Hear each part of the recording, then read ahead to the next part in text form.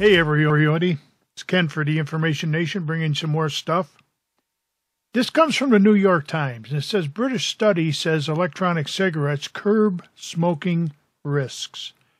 Well, British health officials on Wednesday reported the results of a government-funded study concluding that the use of electronic cigarettes can reduce health risks of smoking by 95% and may also help smokers quit the habit. How long have we been talking about this?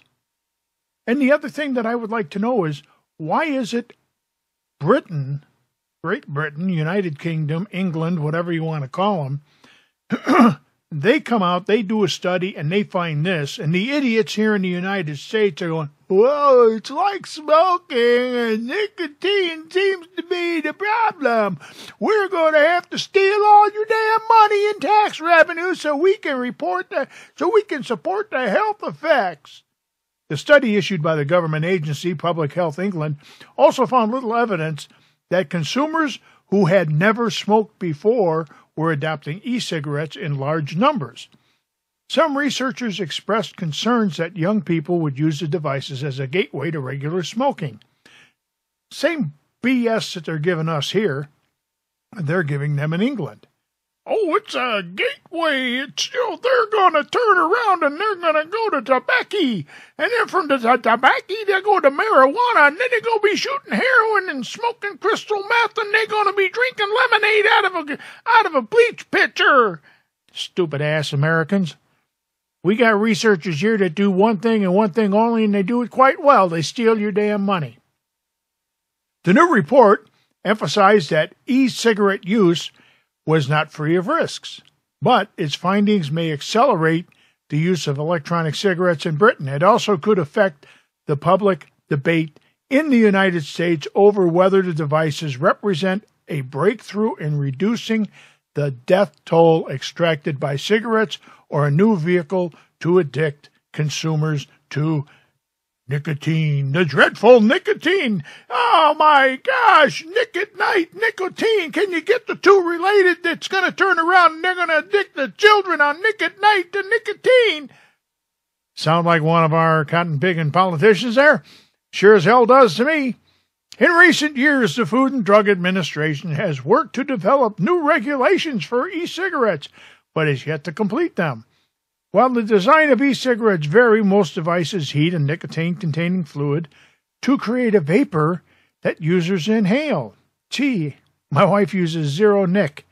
So, where's your problem? What seems to be your problem there? It has long been known that cancer-causing substances associated with cigarette smoking are related when tobacco burns, something that does not happen with an e-cigarette. Oh my gosh, they must have found somebody with 2 active brain cells to do this study, because apparently we have people in this country with 1 active brain cell and the poor little bastards dying of loneliness. Nonetheless, some experts have argued that vapor heating process used in e-cigarettes may also produce carcinogens and that smokers should be encouraged to stop smoking rather than use alternative nicotine delivery systems. You know, here we go again with the nicotine stuff, but let's put that aside. A new report is the latest in a series of studies issued in recent years by British officials that have examined an evolving body of scientific data about e-cigarettes. One of the study's underlying aims was to clarify the public debate over e-cigarettes. Duncan Selby, the chief executive of Public Health England, wrote in a foreword to the report, let me scroll on down here a little bit. Many people think the risks of e-cigarettes are the same as smoking tobacco, and this report clarifies the truth of this, Mr. Selby wrote. In a nutshell, best estimates show that e-cigarettes are 95% less harmful to your health. Dr. Neil L. Benowitz, a professor at the University of California, San Francisco, said that the British researchers had been more optimistic than some of their American counterparts about the potential of e-cigarettes.